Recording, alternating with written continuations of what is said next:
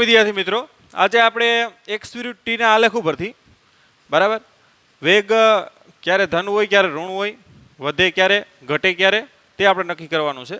આગળ આપણે જે બોર્ડ લેવલમાં જોયું હતું તેમાં એકદમ સિમ્પલ લેવલમાં x વિરુદ્ધ t ના આલેખ હતા, જેમાં આપણે વેગ ધન છે કે ઋણ છે એ બધી વસ્તુ નક્કી કરી હતી, જેમાં વેગ અચળ હતો.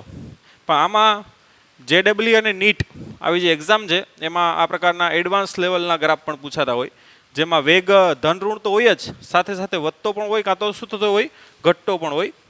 તો આ બધી વસ્તુ છે એના અલગ અલગ આલેખો છે એ આપણે જોઈએ. તો પહેલો આલેખ જોઈએ આપણે. ચાલો આપણે બે રીતે સમજશું. આ સ્થાન x વિરુદ્ધ સમયનો શું છે આલેખ છે. માનો આલેખ આ રીતે છે. ઓકે,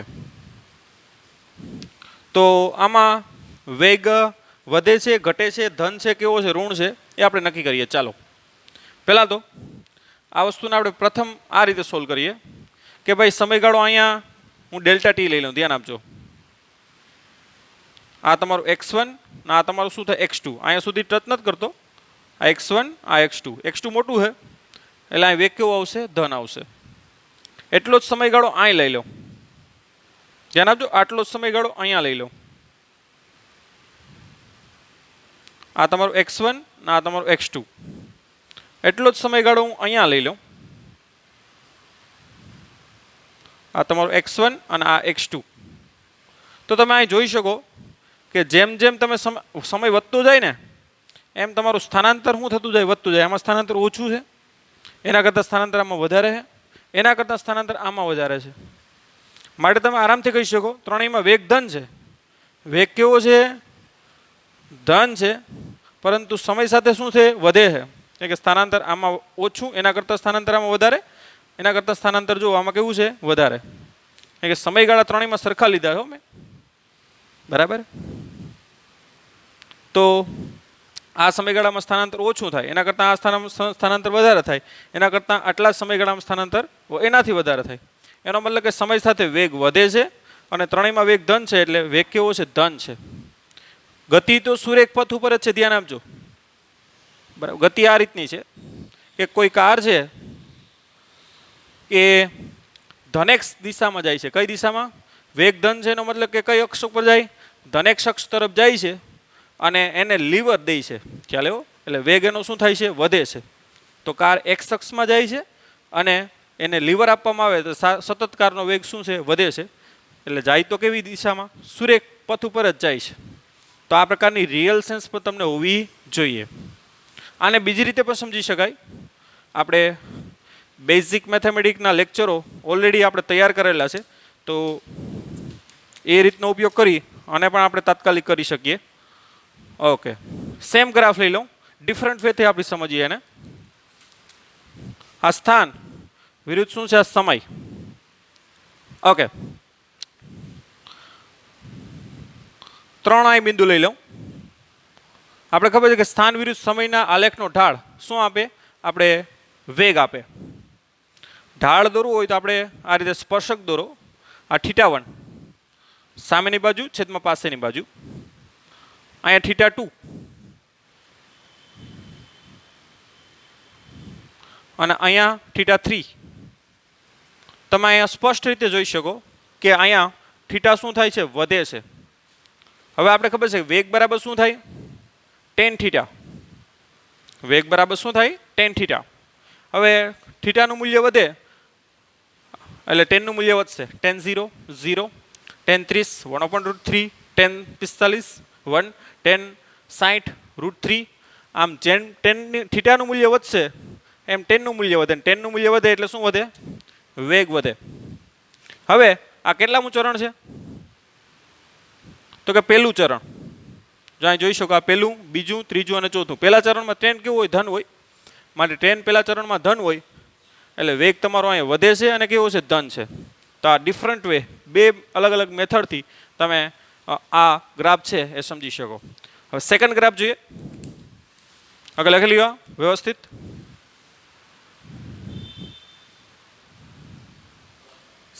સેકન્ડ ગ્રાફ આપ જોઈએ.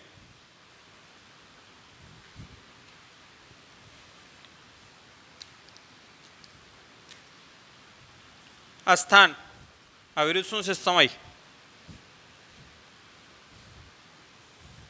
ગ્રાફ આ પ્રકારનો છે, સ્થાન વિરુદ્ધ સમયનો. આ ગ્રાફ ઉપરથી તમને ખબર પડી જવી જોઈએ કે ગતિ કેવી છે અને કયા પ્રકારનું થાય છે, એમાં વેગ વધે છે ઘટે છે. ગ્રાફ જોતા ફટાફટ ખ્યાલ આવી જવો જોઈએ. તમે ઘણી વખત ક્રિકેટના મેચ જોતા હોય તો ક્રિકેટમાં અલગ અલગ પ્રકારના ગ્રાફ તમને બતાડે છે કે આટલી ઓવરમાં આટલા રન થયા, આટલી ઓવરમાં આટલા રન થયા, અહીંયા વિકેટ ગઈ છે. તો ગ્રાફ વસ્તુ એવી છે કે ગ્રાફ જોતાં થોડા જ સમયમાં વધારે માહિતી તમને શું થાય? મળી શકે. તો આ બધા પ્રકારના ગ્રાફ છે, એમાં પણ પ્રકારનો એ જ પ્રકારનો ઇન્ટરેસ્ટ હોવો જોઈએ કે ગ્રાફ જોતાં જ બધી વસ્તુ ડેટા ખબર પડી જોઈએ કે કાર છે એ આ દિશામાં ગતિ કરે છે, કારનો વેગ વધે છે કે ઘટે છે, ટોટલી વસ્તુ આપણે ખબર પડવી જોઈએ. તો એ વસ્તુ આપણે સમજીને કરીએ રિયલ સેન્સ ઉપર તો આરામથી તમને ખબર પડે. ઓકે, મારું કામ એ જ છે કે તમને રિયલ સેન્સ ઉપર ખબર પડે. ઓકે, તો આપણે સેમ આગળની મેથડ છે એ જ પ્રમાણે કે ભાઈ 3 સમયગાળા સેમ લઈ લઈએ. આટલો સમયગાળો અહીંયા લઉં, એટલો સમયગાળો થોડો ટાઈમ પાસ પછી એટલો લઉં અને અહીંયા લઉં. ઓકે, ત્રણેય સમયગાળા સેમ છે. ટૂંકમાં 2 સેકન્ડ હોય તો આ પણ 2 સેકન્ડ, આ પણ 2 સેકન્ડ. ટૂંકમાં આ 2 સેકન્ડમાં આટલું સ્થાનાંતર કરે, આ 2 સેકન્ડમાં આટલું કરે અને આ 2 સેકન્ડમાં આટલું કરે. ઓકે,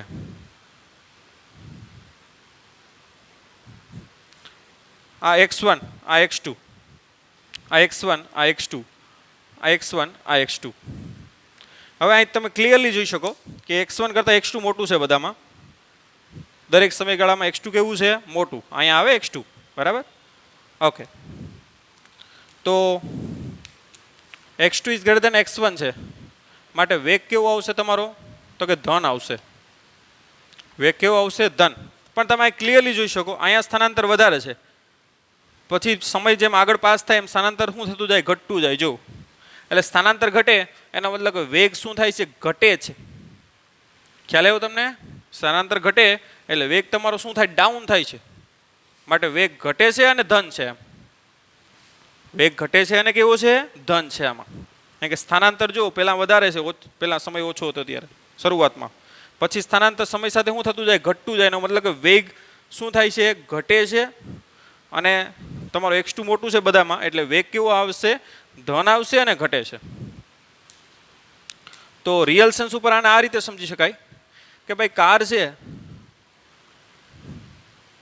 એક વ્હીલ આગળ થઈ ગયું મોરામાં. કાર છે એ ધન x અક્ષ તરફ તો જાય છે,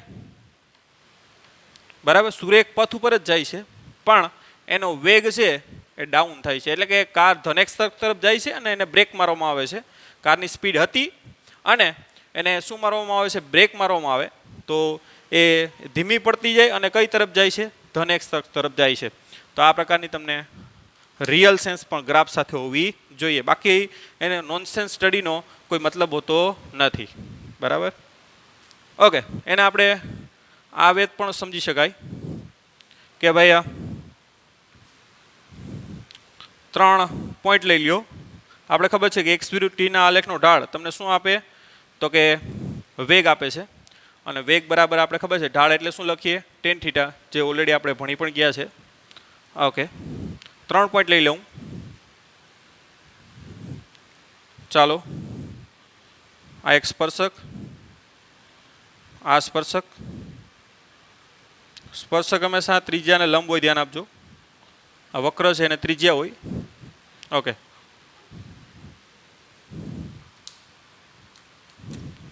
હવે થીટા આપણે મૂકી દઈએ.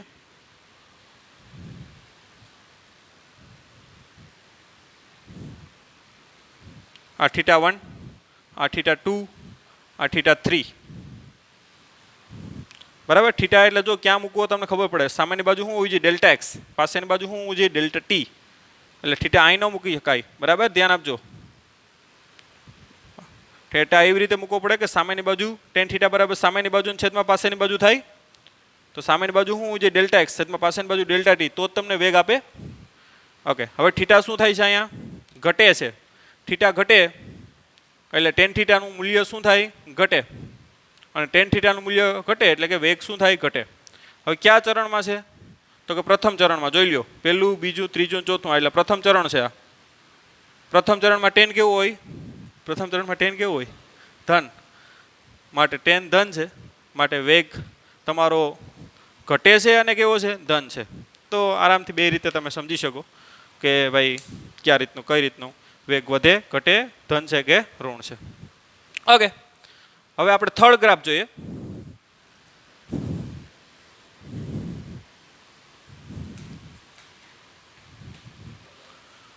ઓકે, હવે થર્ડ ગ્રાફ જુઓ.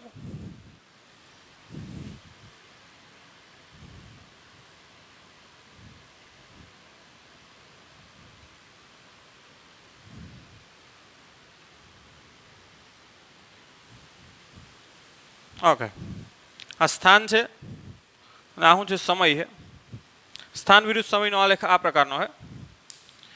આપણે એમાંથી આ વસ્તુ નક્કી કરીએ તો આપણે સેમ મેથડ શું લઈ લઈએ? 3 સમયગાળા લઈ લ્યો. આ સમયગાળો 1, બરાબર, T1 સમય, આ T2 સમય. T1 સમય શું મળે તમને? તો કે x1. T2 સમય શું મળે? x2. એટલો જ સમયગાળો અહીંયા લઈ લ્યો. આ T1 સમય x1 અને T2 સમય શું મળે? x2. એટલો જ સમયગાળો અહીંયા લઈ લ્યો.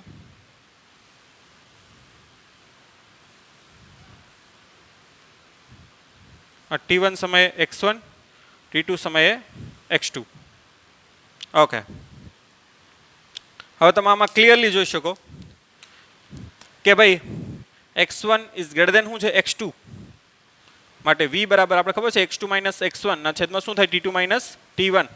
માટે વેગ x1 મોટો છે ને, એટલે આ મોટો હોય એની નિશાની ઋણ, એટલે વેગ કેવો આવશે તમારો? તો કે ઋણ આવશે. બરાબર. ઓકે, હવે એ વધે છે કે ઘટે છે? તો કે તમે અહીં જોઈ શકો કે એટલા શરૂઆતના સમયગાળામાં એનું સ્થાનાંતર કેવું છે? વધારે છે. પછી આગળના સમયગાળામાં સ્થાનાંતર ઘટ્યું, એનાથી આગળના સમયગાળામાં સ્થાનાંતર ઘટ્યું. અહીં સ્થાનાંતર વધારે, એના કરતાં અહીંયા ઓછું, એના કરતાં અહીં ઓછું. એટલે સ્થાનાંતર ડાઉન થતું જાય તો વેગ તમારો કેવો થાય? ડાઉન થાય. બરાબર.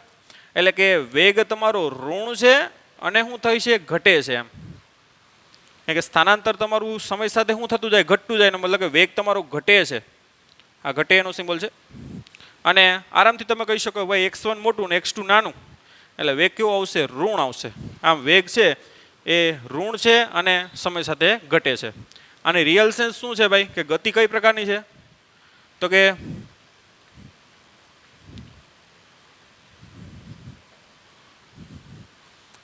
કાર છે એ ઋણ છે એનો મતલબ કે ઋણ x અક્ષ તરફ જાય છે. વેગ ઋણ છે એનો મતલબ શું છે? કે ઋણ x અક્ષ તરફ જાય છે અને એનો વેગ શું થાય છે? ઘટે છે. એટલે કે બ્રેક મારવામાં આવે તો કાર ઋણ x અક્ષ તરફ જતી હોય અને એને બ્રેક લાગતી હોય ત્યારે એનો ગ્રાફ આ પ્રકારનો બને. બરાબર. હવે એને બીજી મેથડથી પણ સમજીએ, ઢાળવાળી મેથડથી. ચાલો 3 પોઈન્ટ લઈ લ્યો. આ પોઈન્ટ આગળ ઢાળ દોરો, આ પોઈન્ટ આગળ ઢાળ દોરો અને આ પોઈન્ટ આગળ. તો તમે ક્લિયરલી જોઈ શકો આ થીટા થાય, કારણ કે સામેની બાજુ ડેલ્ટા એક્સ, પાસેની બાજુ ડેલ્ટા ટી. એટલે અહીંયા થીટા દોરવાનું થાય. આ થીટા 1, આ થીટા 2 અને આ થીટા 3. એટલે વેગ બરાબર આપણે ખ્યાલ છે શું થાય? tan theta. અને તે થીટા ડાઉન થાય છે એનો મતલબ કે વેગ કેવો થાય? ડાઉન થાય. બરાબર. હવે આ કેટલામું ચરણ છે? કેટલામું ચરણ છે? બીજું ચરણ. પેલું નહીં ને કેટલામું? બીજું. આ પેલું ચરણ, બીજું ચરણ, ત્રીજું ચરણ અને ચોથું ચરણ. બીજા ચરણમાં 10 કેવું હોય? બીજા ચરણમાં 10 OLSTC. બીજા ચરણમાં 10 કેવો હોય? ઋણ હોય. બીજા ચરણમાં 10 કેવો હોય? ઋણ. માટે વેગ કેવો મળે? ઋણ મળે. એટલે આ રીતે વેગ ઘટે છે અને કેવો હોય? ઋણ. કેમ કે બીજા ચરણમાં, બીજું ચરણ, બરાબર, બીજા ચરણમાં 10 કેવો હોય? ઋણ હોય. માટે 10 નું મૂલ્ય ઋણ મળે એટલે વેગ ઋણ મળે અને વેગ આ રીતે ઘટે છે. કેમ કે થીટા ડાઉન થાય છે. તમે જોઈ શકો થીટા ડાઉન થાય એટલે 10 ડાઉન થાય. 10 ડાઉન થાય એટલે શું થાય? વેગ ડાઉન થશે. ઓકે, તો આ થઈ ગયો થર્ડ ગ્રાફ. હવે ફોર્થ ગ્રાફ લાસ્ટ જોઈ લઈએ. હવે ફોર્થ ગ્રાફ લાસ્ટ, જેમાં આ કન્ડિશન બાકી છે કે કાર ઋણ x અક્ષ તરફ જવી જોઈએ અને એનો વેગ વધવો જોઈએ. એટલે ઋણ x અક્ષ તરફ કાર જતી હોય અને લીવર દેવાનું છે આપણે, તો કઈ રીતના ગ્રાફ બનશે તમે તમારી રીતે વિડીયો સ્ટોપ કરી અને બનાવી શકો. ઓકે,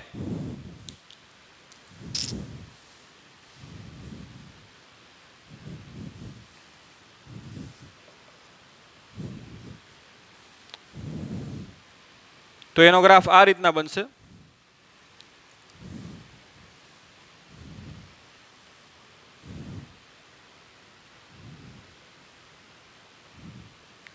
અહીંથી ખબર પડી જાય ભાઈ કે પહેલાં એટલો સમયગાળો લઈએ, સ્થાનાંતર ઓછું છે. જો આ તમારો x1 થાય અને આ શું થાય x2, આ x1 અને આ x2, એટલો સમયગાળો અહીંયા લઈ લ્યો.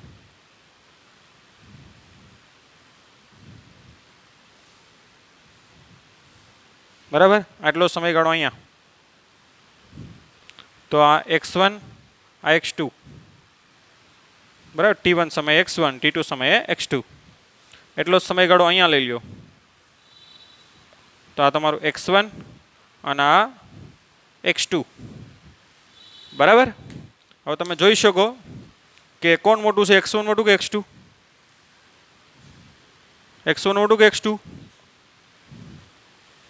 આ નીચે થાય, આ ઉપર થાય ને, આ મોટું કે આ મોટું? x1 મોટું ને, x2 કેવું થાય? નાનું થાય.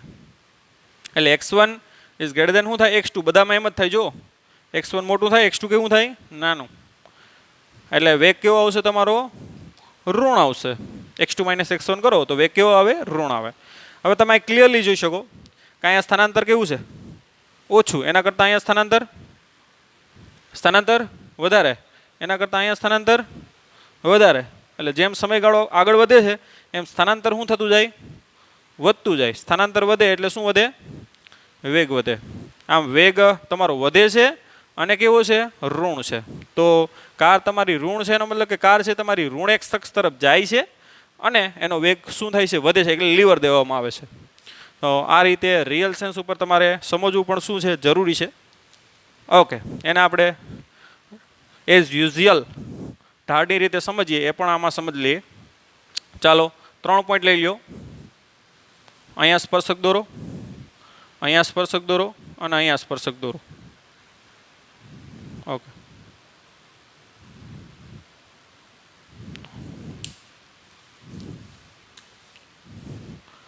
આ tan θ1, આ θ2 અને આ θ3. બરાબર, સામેની બાજુ ડેલ્ટા એક્સ થાય છે. યસ. તો વેગ બરાબર આપણે ખબર છે શું થાય? tan θ. અહીંયા θ શું થાય છે? θ વધે છે ઘટે છે? θ વધે છે. θ વધે એટલે tan θ નું મૂલ્ય શું થાય? વધે. tan θ નું મૂલ્ય વધે એટલે વેગ શું થાય? વધે. ઓકે, હવે θ છે, ચાલો કેટલા ચરણમાં છે? પહેલું, આ બીજું. θ કયા ચરણમાં છે? બીજા ચરણમાં છે. જો બીજા ચરણમાં tan કેવો હોય? OLSTC ઋણ હોય, માટે બીજા ચરણમાં tan ઋણ હોય. લખવું જો બીજા ચરણ tan ઋણ હોય એટલે વેગ ઋણ મળે. આમ વેગ તમારો વધે છે અને કેવો છે? ઋણ છે. ઋણ છે એનો મતલબ કે ઋણ x અક્ષ તરફ જાય છે. બરાબર, તો આ વાત થઈ ગઈ 4 ગ્રાફની. તો આપણે જે ટાઇટલ લખ્યું એ પ્રમાણે ગતિ માટે x વિરુદ્ધ t ના આલેખ પરથી આપણે વેગ ધન છે ઋણ છે એ પણ નક્કી કરી લીધું, અને વેગ ધન ઋણ નક્કી થયા પછી એ વધે છે કે ઘટે છે એ પણ નક્કી કર્યું. કારણ કે ટેક્સ્ટ બુકમાં જે ગ્રાફ છે એમાં વેગ વધે ઘટે એ નહોતું, વેગ અચળ હતો અને અલગ અલગ ગ્રાફ જોયા હતા. એમાં પણ 3 જ ગ્રાફ હતા. આપણે 6-7 ગ્રાફો પણ ટેક્સ્ટ બુકના જોયા હતા. તો એ ઉપરાંત આ જે તમારા એડવાન્સ JEE અને નીટ માટે. ઓકે, તો અહીંથી આગળ વધી હજી લખી લ્યો. હવે આપણે x વિરુદ્ધ t ના આલેખ પરથી વેગ અને ઝડપ મેળવીએ. હવે આગળ આપણે લેક્ચર જે બોર્ડનો છે એમાં એ x વિરુદ્ધ t નો આલેખ છે, એના પરથી સ્થાનાંતર અને પથલંબાઈ ઓલરેડી મેં તમને શીખવાડ્યું છે. તો એ લેક્ચર ખાસ કરીને પહેલાં તમારે જોવાનો થાય અને સમજવાનો થાય. તો આ લેક્ચર એકદમ તમારા માટે સિમ્પલ જ રહેશે. બરાબર, તો આપણે x વિરુદ્ધ t ના અલગ અલગ આલેખ દોરીએ, એના ઉપરથી આપણે વેગ અને ઝડપ મેળવીએ. ઓકે,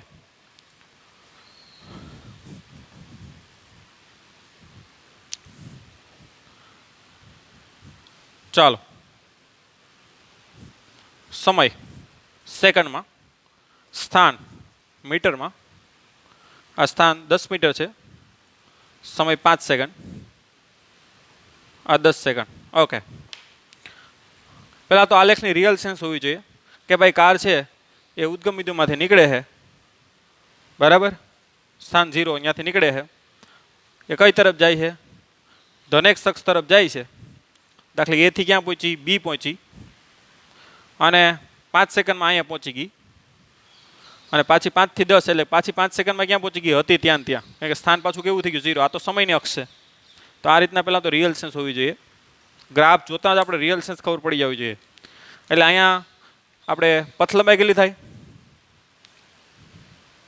પથ લંબાઈ કેટલી થાય? તો કે જવાના આ 10 મીટર અને આવવાના 10 મીટર, એટલે ટોટલ કેટલા થાય? 20 મીટર. એટલે પથ લંબાઈ 10 + 10 કેટલું થાય? 20 મીટર. આગળના લેક્ચરમાં પથ લંબાઈ સ્થાનાંતર ગ્રાફ ઉપરથી મેળવતા શીખી જ ગયા છે, એટલે ડાયરેક્ટ એમાં કંઈ વધારે નથી કહેતો. સ્થાનાંતર કેટલું થાય? તો કે આપણે ખ્યાલ છે 0, કારણ કે ત્યાં આવી ગઈ છે પાછી. ઓકે, માટે સરેરાશ વેગ બરાબર આપેલ સમયગાળામાં કેટલો થાય? તો વેગ બરાબર શું થાય? સ્થાનાંતરના છેદમાં સમય. સ્થાનાંતરના છેદમાં સમયગાળો. સ્થાનાંતર 0 છેદમાં સમયગાળો 10 સેકન્ડ છે, એટલે વેગ કેવો આવશે? 0. સરેરાશ ઝડપ બરાબર શું થાય? પથ લંબાઈના છેદમાં શું થાય? સમયગાળો. પથ લંબાઈ કેટલી છે? તો કે 20 છેદમાં સમયગાળો કેટલો છે? હવે અહીંયા આલેખ સુરેખ છે, ધ્યાન આપજો. આલેખ કેવો છે? સુરેખ છે. એટલે અહીંયા સરેરાશ ઝડપ અને તત્કાલીન ઝડપ. તત્કાલીન ઝડપ એટલે કે જે તે સમય ઝડપ કેવી થશે? સરખી જ થશે, પણ સરેરાશ શબ્દ અહીં રાખતો જાઉં છું. બાકી સરેરાશ શબ્દ ન રાખો આના માટે તો પણ ચાલે, કારણ કે આલેખ કેવો છે? સુરેખ છે. ઓકે, છેદમાં સમયગાળો કેટલો છે? તો કે આ 5 સેકન્ડ 5 સેકન્ડ કેટલો થાય? 10 સેકન્ડનો. તો તમારી ઝડપ કેટલી થાય? 2 મીટર પર સેકન્ડ. તો આ રીતે ગ્રાફ ઉપરથી ઓલરેડી આપણે સ્થાનાંતર પથ લંબાઈ મેળવી ચૂક્યા છે. સમય આપણે આપી દીધો હોય એટલે ભાંગી નાખો એટલે શું આવી જાય? વેગ અને ઝડપ. અલગ અલગ હજી બીજા ગ્રાફ જોઈએ, આ લખી લ્યો.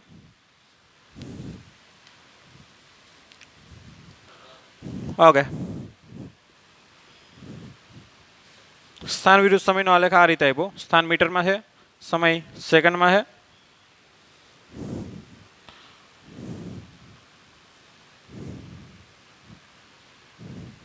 ઓકે, આ 10 સેકન્ડ છે, આ માની લો કે 15 સેકન્ડ છે.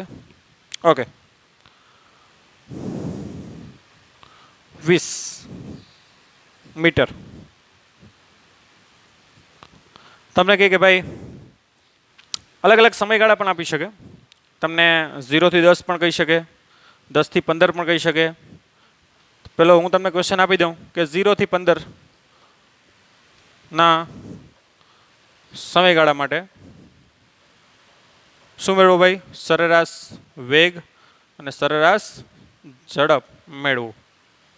ચાલો, તો પહેલાં તો પથ લંબાઈને સ્થાનાંતર મેળવવું પડે.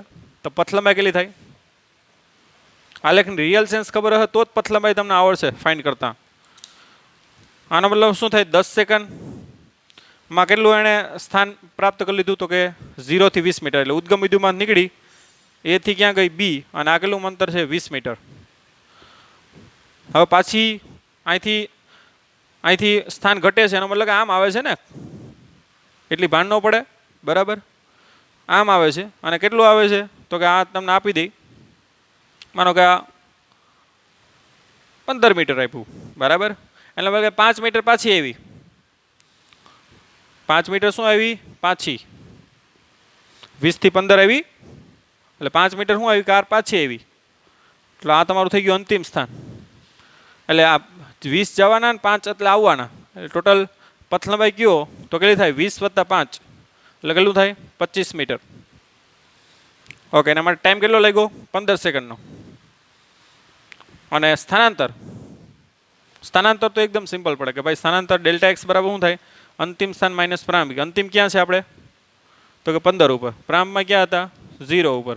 એટલે 15 - 0 એટલે 15 મીટર, બરાબર? માટે સરેરાશ વેગ બરાબર શું થાય? સ્થાનાંતરના છેદમાં સમયગાળો. સ્થાનાંતર કેટલું છે? 15. સમયગાળો કેટલો છે? 15. એટલે 1 મીટર પ્રતિ સેકન્ડ. એટલે 1 સેકન્ડમાં 1 મીટરનું શું કરે? સ્થાનાંતર કરે. અને સરેરાશ ઝડપ કેટલી થાય? તો કે પથલંબાઈના છેદમાં સમયગાળો. પથલંબાઈનો સિમ્બોલ ડી આપી દો. ડિસ્ટન્સ છેદમાં સમયગાળો કેટલું છે? 25 છેદમાં 15. 5 3 15 અને 25 25 5/3 મીટર પર સેકન્ડ. તો આ રીતે આ પ્રકારના અલગ અલગ ગ્રાફમાં સરેરાશ વેગ અને શું મેળવી શકો? ઝડપ. હજી પણ આપણે અલગ અલગ ગ્રાફ જોઈએ. ઉપર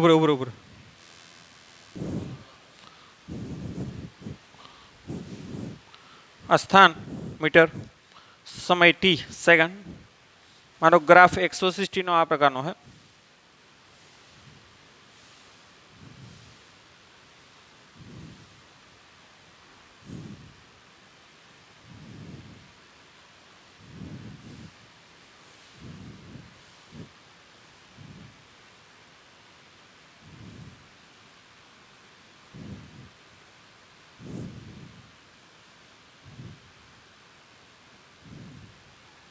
ઓકે,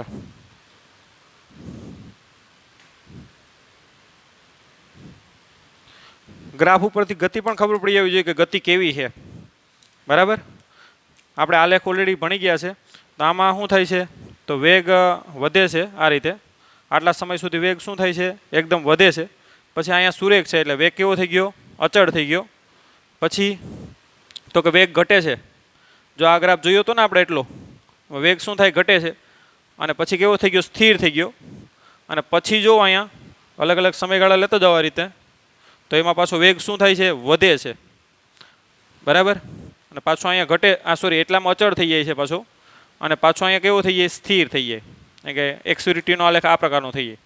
તો આ રીતના ખ્યાલ પણ આવી જવો જોઈએ કે વસ્તુ શું છે. જાય તો ટૂંકમાં જો અહીંયા જેવું છે, અહીંયાથી અહીંયા સુધી ધ્યાન આપજો.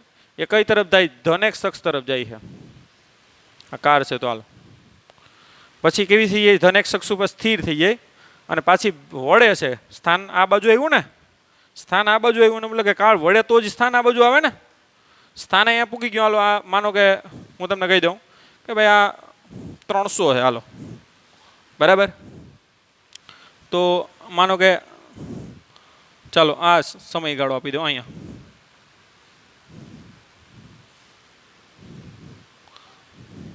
આ આપી દઉં તમને, ચાલો કે 100. બરાબર, તો 300 થી 100 આવ્યું ને, મતલબ કે કાર વળી. બરાબર, એટલે મતલબ કે કાર અહીંથી શું થાય છે? વળી જાય છે. બરાબર, એટલે વેગ અહીંયા એટલામાં ઋણ એ આવશે. બરાબર, અને પછી અહીંયા સ્થિર થઈ જાય. ઓકે, હું તમને અલગ અલગ સમયગાળા આપી દઉં કે ભાઈ આ સમય છે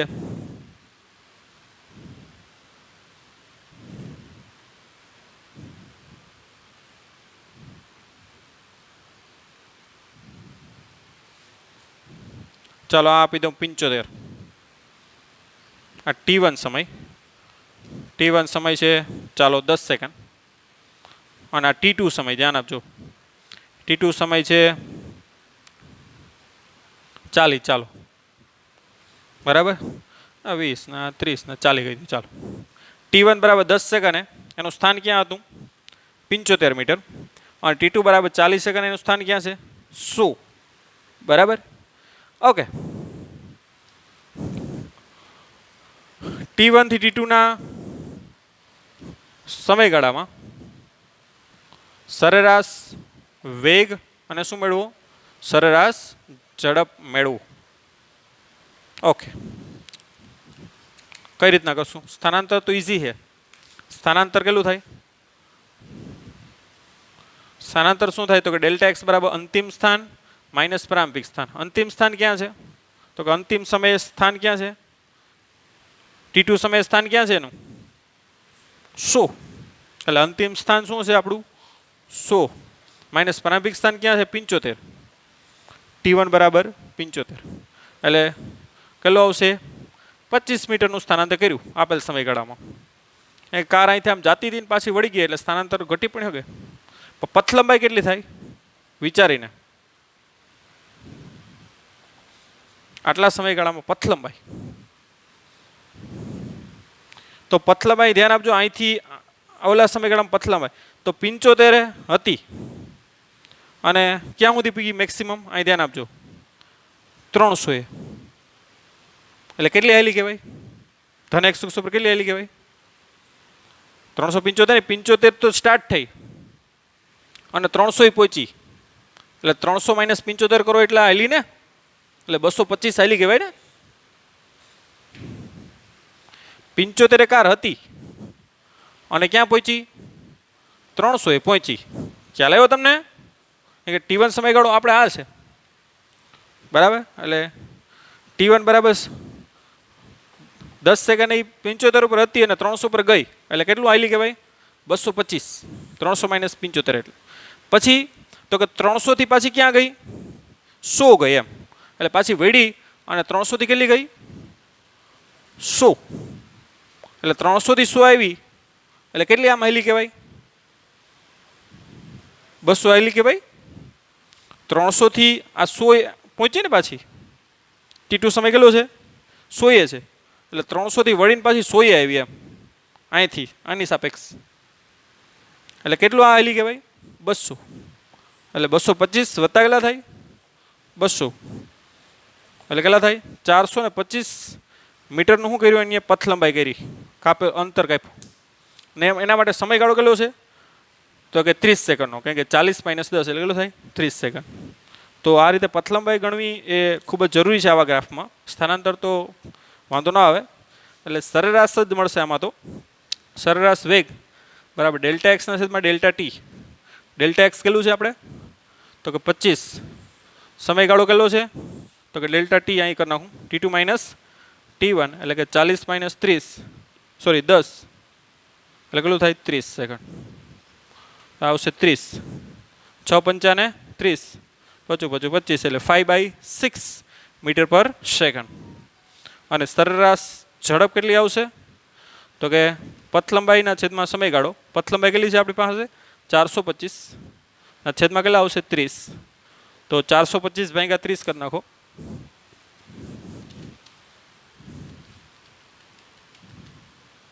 તો એ આવશે 14.17 મીટર પર સેકન્ડ. તો આ રીતે આરામથી તમે સરેરાશ ઝડપ અને પથલંબાઈ નક્કી કરી શકો. આ સમ છે એ થોડોક વધારે સારો છે. ઓકે, લખી નાખો.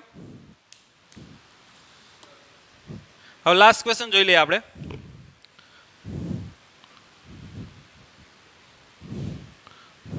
આપણે એક સ્વાધ્યાયનો દાખલા નંબર એક ચોથો જોયો હતો એ પ્રકાર.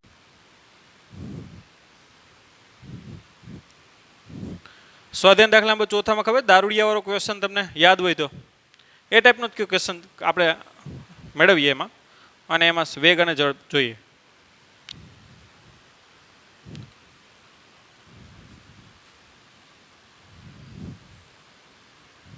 ઓકે,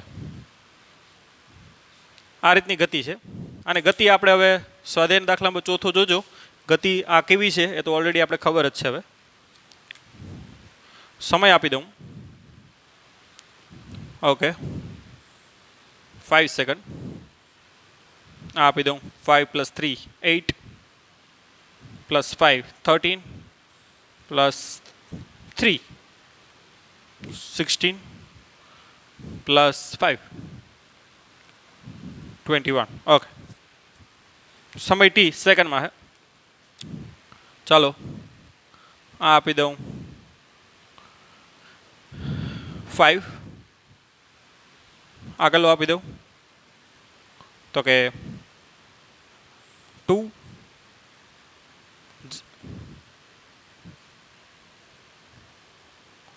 આ 7.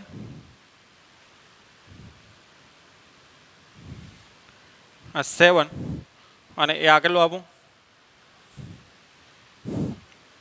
7 - 3 એટલે 5 સોરી ઓકે 7 - 3 = 4. 4 + 5 4 + 5 9. ઓકે, સ્થાન છે કેમાં છે? મીટરમાં છે. ઓકે, તો ગતિ આપણે ઓલરેડી ખબર છે કે ભાઈ કોઈ પણ કાર અથવા વ્યક્તિ છે એ 5 મીટર આગળ જાય છે, પાછું 5માંથી 3 જાય તો 2, એટલે કે 3 મીટર ક્યાં આવે છે? પાછો આવે છે. પાછો 5 મીટર આગળ જાય છે, 3 મીટર પાછો આવે છે, પાછો 5 મીટર આગળ જાય છે. એ રીતનો ગ્રાફ છે. ઓકે, 5 મીટર આ રીતે આગળ જાય, 3 મીટર પાછળ આવે. આ પ્રકારની ગતિ છે. આ આલેખની તમને રિયલ સેન્સ હશે તો જ આ પ્રકારના ક્વેશ્ચન જેડબલ્યુ નીટ લેવલના કરી શકો. બાકી આલેખની રિયલ સેન્સ ના હોય, બેઝિક મેથેમેટિક્સ તમારું વીક હોય, નોટ પોસિબલ. બરાબર, તો આપણે બોર્ડ જ કરવાનું રહી. તો એ વસ્તુ આપણે ખાસ બેઝિક મેથેમેટિક્સ આપણું પહેલાં તો કમ્પ્લીટ રાખવું જ પડશે.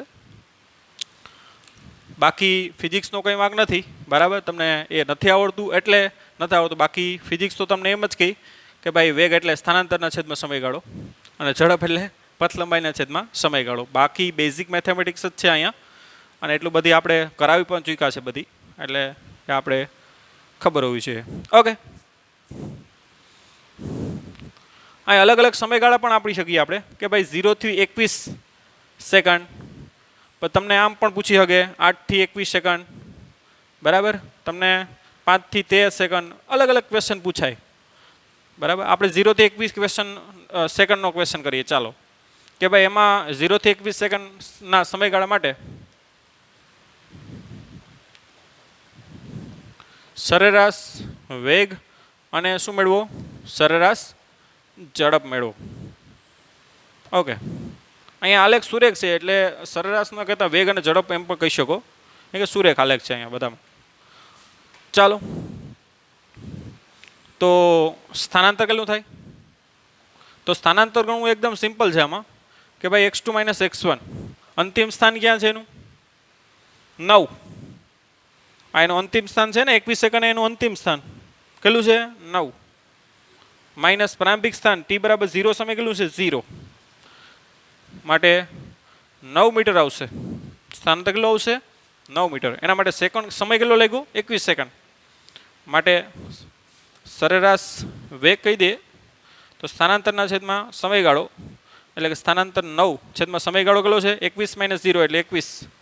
તો 7 તેરી 21 અને 3 તેરી 9, 3/7 મીટર પર સેકન્ડ. હવે પથ લંબાઈ ગણવામાં આપણે થોડીક વાર લાગશે.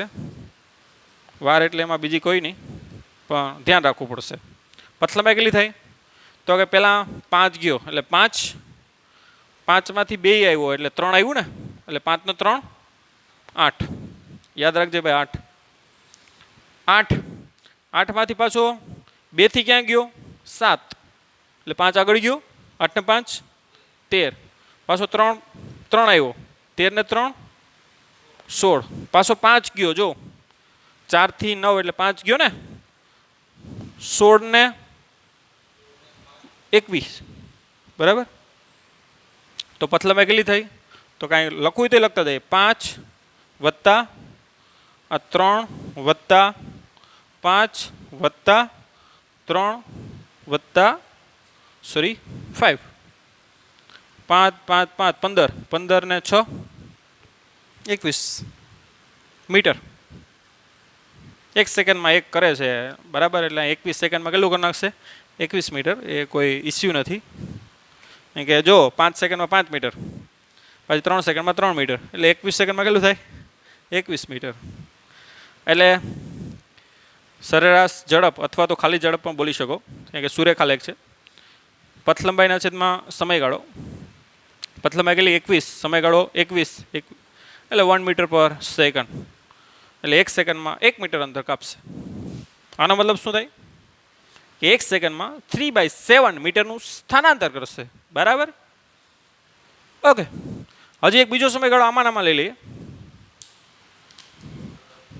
આપણે 15 થી 16 સેકન્ડના સમયગાળા માટે મેળવીએ. ચાલો, સોરી 5 થી 16, 15 નહીં, 5 થી 16, એટલે t1 સમય 5 અને t2 સમય 16. એના માટે આપણે સરેરાશ વેગ અને સરેરાશ ઝડપ મેળવવું. તો અહીં ધ્યાન આપજો. પહેલાં તો આપણે સ્થાનાંતર મેળવી લઈએ. સ્થાનાંતર શું થાય? x2 - x1. x2 એટલે t2 સમય સ્થાન. t2 સમય સ્થાન કેટલું છે? 16. એ કેટલું છે સ્થાન ભાઈ? કેટલું છે 4 માઇનસ પ્રારંભિક સ્થાન 5 કેટલું છે 5 બરાબર એટલે 4 માઇનસ 5 એટલે કેટલું થાય -1 મીટર અને માટે લાગતો સમયગાળો t2 માઇનસ t1 એટલે કે 16 માઇનસ 5 કેટલો થાય 11 એટલે સરેરાશ વેગની વાત કરો તો કેટલું આવશે સ્થાનાંતરના છેદમાં સમયગાળો સ્થાનાંતર કેટલું છે અહીંયા -1 સમયગાળો કેટલો છે 11 એટલે -1/11 મીટર પર સેકન્ડ ઓકે હવે આપણે સરેરાશ ઝડપ મેળવીએ સરેરાશ ઝડપ બરાબર શું થાય સ્થાનાંતરના છેદમાં સમયગાળો હવે સ્થાનાંતર કેટલું થાય ચાલો સ્થાનાંતર ડી બરાબર શું થાય બોલો જી તો કે 5 થી 8 માં ધ્યાન આપજો આ કેટલું છે 5 માંથી 2 માં આવ્યો ને એટલે આ કેટલું થાય 3 વત્તા 8 થી 13 માં આ કેટલા થઈ ગયો 2 થી 7 ગયો એટલે 5 મીટર થાય ને 5 મીટર કાપ્યું ને +5 પ્લસ પાછો 13 થી 16 માટે કેટલું 7 માંથી ક્યાં પડ્યો 4 માં પડ્યો એટલે 3 મીટર આવ્યો એટલે પ્લસ કેટલા થાય પાછા 3 3 ને 3 6 અને 5 11 મીટર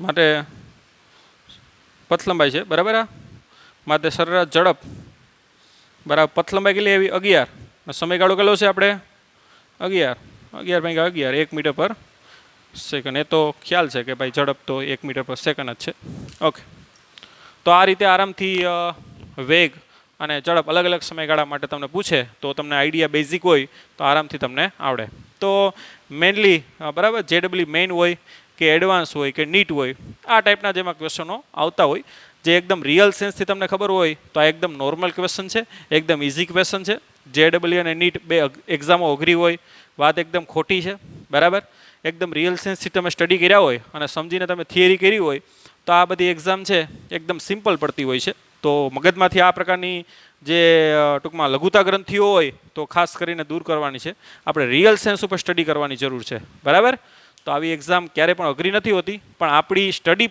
પરફેક્ટ ના હોય એટલે આ બધી વસ્તુ તમને અઘરું લાગતું હોય બાકી રિયલ સેન્સ ઉપર સ્ટડી કરો તો કલાકો આમાં હોઈ જાય બરાબર તો પણ ખ્યાલ ના રહી અને એકદમ કોન્સેપ્ટ તમારા મજબૂત હોય તો એકદમ સિમ્પલ લેવલની એક્ઝામ તમને લાગે ઓકે તો આજના લેક્ચરમાં આપણે અહીંયા સુધી રાખીએ નેક્સ્ટ લેક્ચરમાં આપણે જે છે અહીંયાથી જ્યાંથી આગળ વધશું ત્યાં સુધી bye bye take care have a nice day